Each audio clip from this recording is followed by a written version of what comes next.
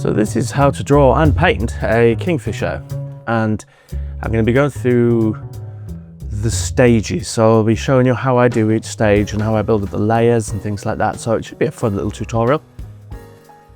So my daughter has quite a lot of pictures of birds in her room that I've drawn previously, and he wanted one, and he looks kingfishers, and we have several in the park, so we see them quite often. So I thought I'd do this one. Now you may have noticed already I've changed the position of the bird. I thought it was a bit more interesting if he was on a perch looking down into the water. I wanted a bit more sort of a scrutinizing look. I quite like whenever I draw a bird to give them a little bit of their character in the sketch itself, if that makes sense.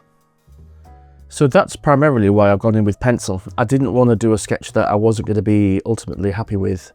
And if it was going to be something he was going to be keeping, I wanted just to be double sure about sort of proportions and the lines were roughly in the right place, that sort of thing.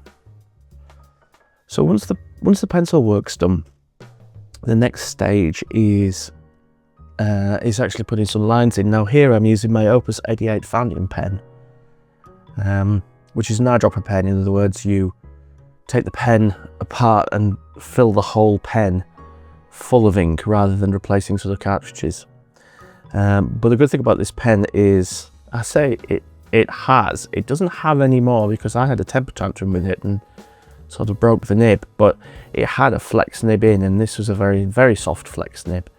And the good thing about those flex nibs, when they work properly, which on that particular day when it got binned, or the nib was binned, it wasn't working. The more pressure you apply, the thicker the line. So if you hold the pen towards the back like I'm doing here, and you vary the pressure on the pen, you get a lovely variable line width, and that's really fun. And it gives the line work a lot of character.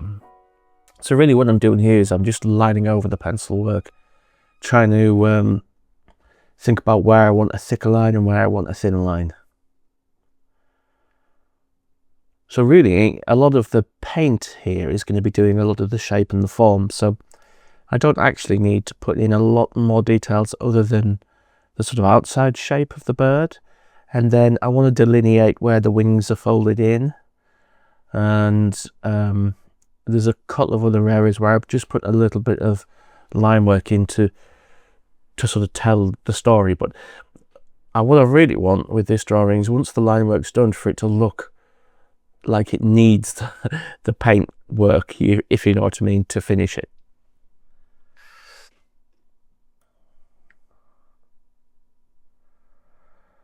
So as you can see, I'm adding in a little bit of detail of sort of some feathers. The line work is going to be doing some of the texture talking. And I've just got that other wing in at the back as well. So once all the sort of line work's done at this stage, I'm probably going to be thinking, you know, do I need to go back in and add in any heavier lines here and there? I've added in the branch at the bottom there, and I'm liking that. So I'm adding in some slightly thicker lines just on various bits of the bird. There's a thicker line underneath because it's sort of in shadow, really. I'm adding in some lines to sort of demarcate some layers of the feathers on the wings there. So there we can see the final bit of line work, and I think that looks great. So the next stage really is going to be painting, but I decide to do something a little bit different with this one. So I wanted to create some dots, some black dots. Now you can put those kind of things in afterwards, but what I thought I'd do is I'd try something a bit different. I always like to risk a perfectly good drawing, as you know. So what I'm using is the back of a brush here, and I want to put in some more thick and sort of chunky lines, just sort of around the trunk that the bird's sitting on there. Now I'm also just adding in a few little dots. It's quite a risky strategy there. As you can see, I've got some on the bird. I'm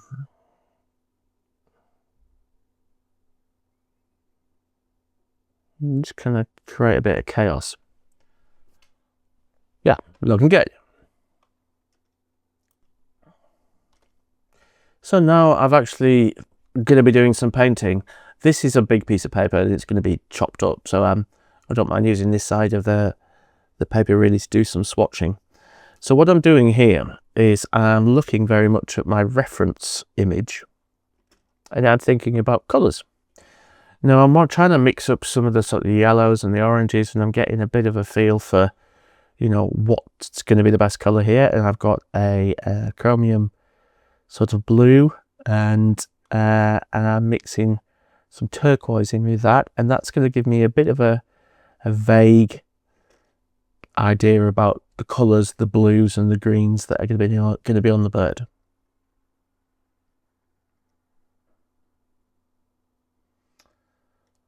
Now here you can see what I've done is I've used a bit of yellow, which is a Daniel Smith colour, and I've just dotted that in there because I think the purple, it's got a slight purple quality to it, and I think that's going to be more interesting as the sort of branch colour than something else, and I want the branch to be not a big feature of this really.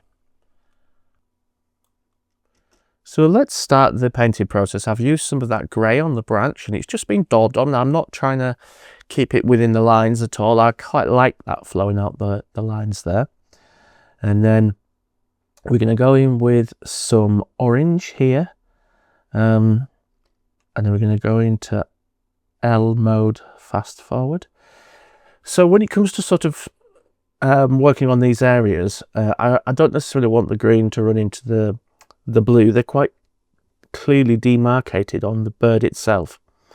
But as you can see, what I'm doing is I'm adding in the orange slowly. I'm adding in a little bit more, then looking, and a little bit more, then looking, and I'm not just dolloping in a lot of colour, because I want to make sure that it's got a little bit of interest to the colour, so the pigment is a little bit richer in some areas than in others.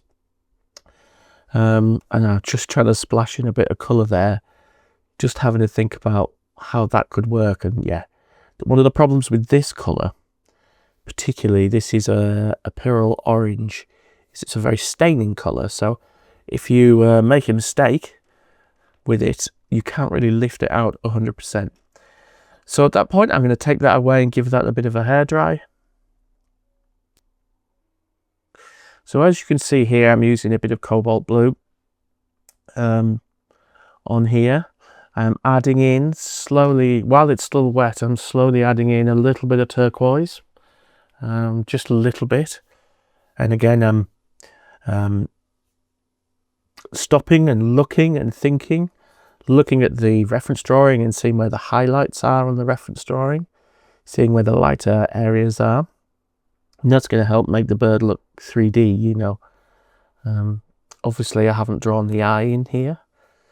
So I'm starting to think a little bit about textures as well. This is dried a little bit now on the top of the bird, so I can use a bit of a dry brush technique. And that's going to enable me to sort of do some light feathery looking details.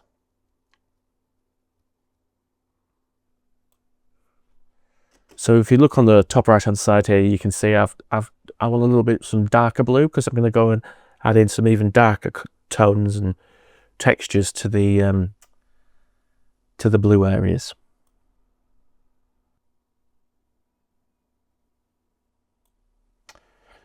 So that darker blue has gone on to onto the end of one of the wings here, and I'm also going in and I'm doing the beak in that slightly darker colour.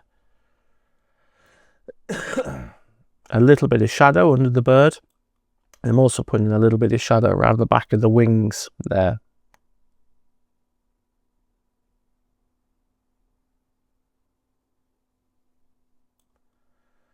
Now again, what I've done here is, so just to add a little bit more detail here, what I've done is I've had a little look at that orange area, and you can see it's actually dried quite flat. So I wanted to add a little bit more form into the belly of the bird. So I've mixed a little bit of darker orange, and I've gone in and I'm going to put a little bit of that under the bird. Okay, so you can see here that this pen that's dropped down here, this is a Posca pen, and these are an acrylic based pen, and you can use these for adding highlights on top of watercolour. The watercolour needs to be really dry, and they don't always work brilliantly. I think I was talking to an artist friend of mine recently, and he was saying that Liquitex ink is actually much better for this kind of thing, but I shall investigate that at some point. So I'm using the pen to add in some highlights on some of the feathers.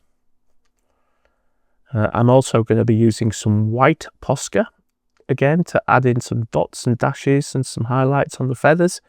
I'll obviously zoom in a little bit more so you can see that. I'm going in with the white gel pen as well.